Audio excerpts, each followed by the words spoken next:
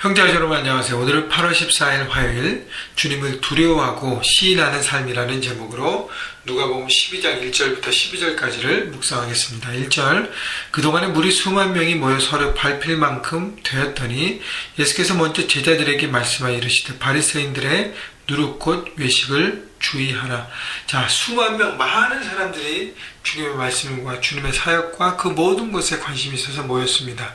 그런데 예수님께서 말씀하신 그 우선순위는 1절에 보니까 먼저 제자들에게 말씀하여 이르시되, 자, 예수님의 말씀은 제자들에게 먼저 향했다는 것입니다. 왜냐하면 제자들을 통해서 주님의 그 복음이, 하나님 나라의 삶이 전파되고 습득되어서 또 삶으로 적용되어서 또 그들을 통해서 많은 사람들에게 계속적으로 전파되는 그것을 예수님께서 기대하셨다는 것이죠. 그래서 제자들을 먼저 챙기시고 제자들에게 먼저 말씀을 주셨다는 것입니다. 여러분, 우리가 주님의 제자로서 주의 말씀을 따라가려고 할 때 먼저 우리에게 말씀이 주어지는 것입니다. 다른 사람보다, 다른 그리스도인들보다.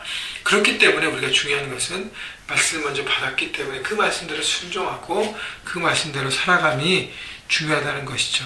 자, 주님의 말씀은 바리새인들의 누룩곧 외식을 주의하라는 것입니다. 외식은 뭐예요?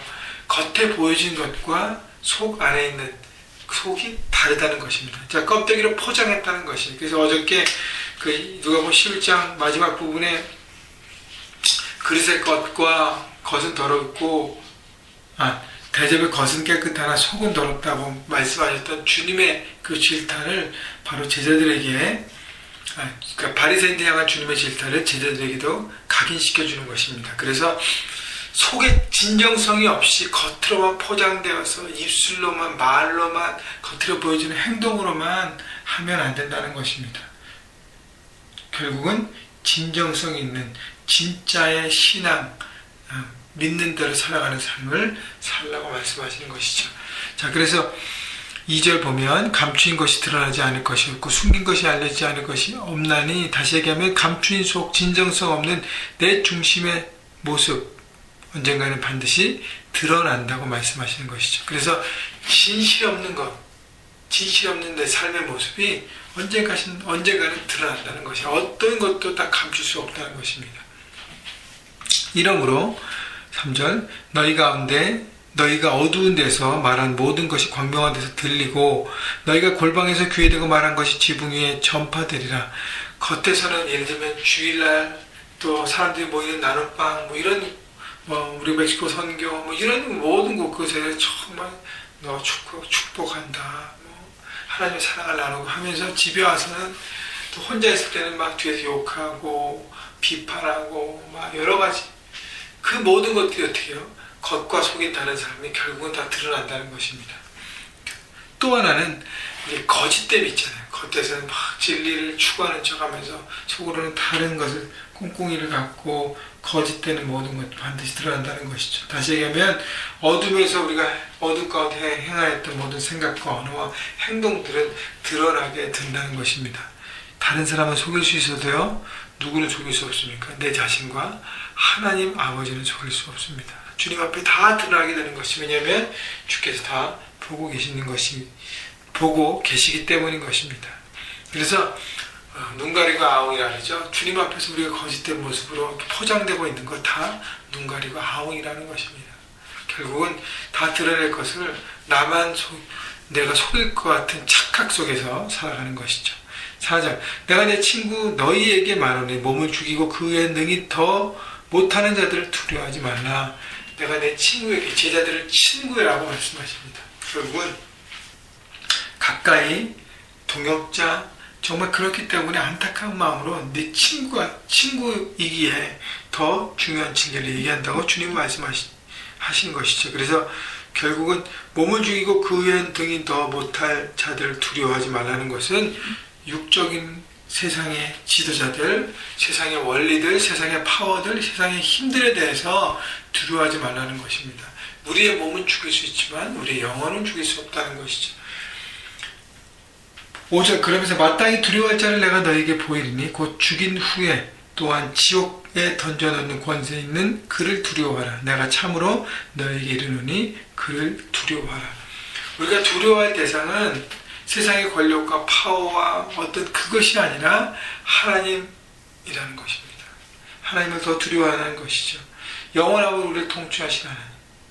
세상의 권력자는 지금 눈에 보이는 것으로 우리를 프레셔를 주고 우리에게 우리를 죽일 수까지는 있지만 그것이 다라는 것이에요. 고통과 물리적인 아픔들을 주고 거기까지 다라는 것이죠. 그러나 하나님은 우리의 죽음 이후에 영원함으로 우리를 통치하시고 다스리시기 때문에 멀리 바라보는 것이죠. 더 크게 바라보는 것이죠. 내가 경외하고 두려워할 대상이 누구인지 바라보고 거기에 내 삶을 드리고 정말 하나님을 두려워하는 마음으로 살라는 것입니다. 6절 참새 5마리가 2아사리온에 팔리는 것이 아니냐. 그러나 하나님 앞에서는 그 하나도 잊어버리시는 바 되지 아니하는도다. 너에게는 심지어 머리털까지도 다 세신 바 되었나니 두려워하지 말라. 너희는 많은 참새보다 더 귀하니라.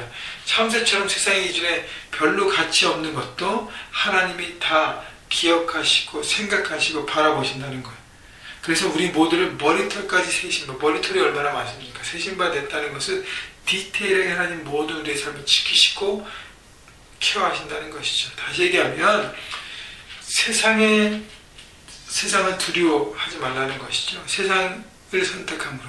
자, 세상의 현장에서 하나님 말씀보다 세상을 선택함으로 다가오는 불이익들 있지 않습니까?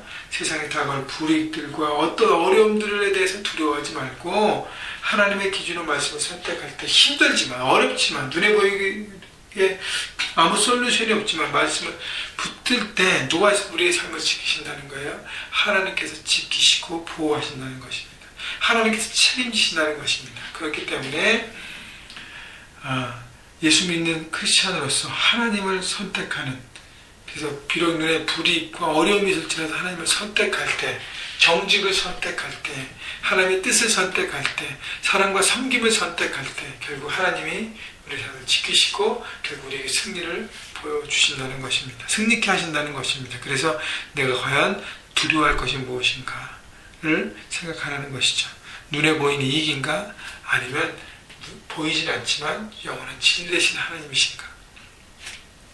8절 내가 또한 너에게 말하니 누구든지 사람 앞에서 나를 시인하면 인자는 하나님의 사자들 앞에서 그를 시인할 것이요 사람 앞에서 나를 부인하는 자는 하나님의 사자들 앞에서 부인을 당하리라. 다시 얘기하면 사람 앞에서 나를 시인한다는 것은 세상이라는 삶의 현장에서 하나님을 믿는 그리스도인으로서 주님을 믿는 신앙, 믿음 가운데서 그것을 선택하면 하나님께서 우리의 삶을 지키시고 책임지시고 인도하시는 어떤 확실한 보험처럼 주께서 우리에게 말씀하신다는 것입니다. 내가 시인하면 하나님도 시인할 것이다. 그러나 내가 부인하면 나도 부인을 당한다는 것입니다. 여러분 삶의 현장에서 여러분 갈등이 많이 있지 않습니까? 그죠? 조금만 더 이익을 추구하기 위해서 그래서 거짓으로 할까? 내게 오는 어떤 그 이익과 너 챙겨야 될 모든 것 때문에 슬쩍 할까? 여러분 그 모든 것들에 대해서 참 어려워요. 그렇지만 그것을 내려놓고 하나님의 기준과 말씀을 선택하십시다. 지금은 어려울지 모르지만 그것을 지나갈 때 하나님께서 반드시 거기에 대한 보상을 주십니다. 인도하십니다. 책임지십니다. 그리고 확실한 방법으로 우리 가운데 함께 하십니다. 여러분 그것을 믿는 믿음 가운데 서가시는 이런 모두가 되시길 바랍니다. 자, 그리고 10절 누구든지 말로 인자를 거역하면 사하심을 받으려니와 성령을 모독하는 자는 사하심을 받지 못하리라. 자, 말로 인자를 거역한다는 것은 예수 그리스도의 복음을 받아들이지 않는 사람들은 괜찮아요.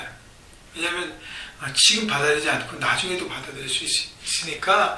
그러나 성령을 모독하는 것은 받아들이지 않는 것까지는 괜찮지만 주님을 욕하고 성령을 방해하고 예수 그리스도 믿는 거에 오히려 방해가 되고 장애물을 놓고 그렇게 반기를 들고 액션을 취한다면 그것은 큰 문제가 되는 삶이라고 얘기합니다. 11절 사람이 너희를 회당이나 위정자나 권세 있는 자 앞에 끌고 가거든 어떻게 무엇으로 대답하며 무엇으로 말할까 염려하지 말라. 마땅히 할 말을 성령이 곧 그때 너희에게 가르치시리라 하시니라. 자, 세상 현장에서 살아가면서 우리가 이렇게 하나님의 뜻을 선택하는데 얼마나 악한 영이 어둠의 영들이 방해합니까? 그래서 우리를 어떤 공경에 취하게 하고 어렵게 하잖아요. 그때 어떻게 해요? 우리의 마음 가운데 성령님을 초청하고 그 하나님의 말씀대로 살려고 애를 쓰고 성령님의 귀를 기울이면 그때에 성령님께서 우리에게 지혜를 주신다고 말씀하세요. 그 모든 것을 이길 수 있는 지혜, 그 모든 것을 통과할 수 있는 지혜, 모든 걸 정리하고 하나님 뜻 가운데 선택할 수 있는 지혜를 주신다고 말씀하십니다. 여러분, 구하는 자는 그 지혜를 받고 그렇게 말씀대로 살려고 하는 사람들은 지혜를 하나님께서 그 말씀을 통해서 주신다는 것입니다. 여러분, 그렇기 때문에 안 돼, 어려워라고 하지 마시고 할 수 있다는 마음을 믿음으로 가지시고 날마다 이 말씀 묵상할 가운데 여러분의 힘과 능력을 주시는 주님을 의지하십시오. 그리고 그 주님의 능력을 받으십시오. 그리고 주님의 지혜를 구하십시오. 그래서 세상 현장 가운데 정말 뱀같이 지혜롭고 비둘기같이 순결한 하나님의 사람으로 세상을 이겨가는 능력 있는 그리스도인들이 되시기를 주님의 이름으로 축원합니다.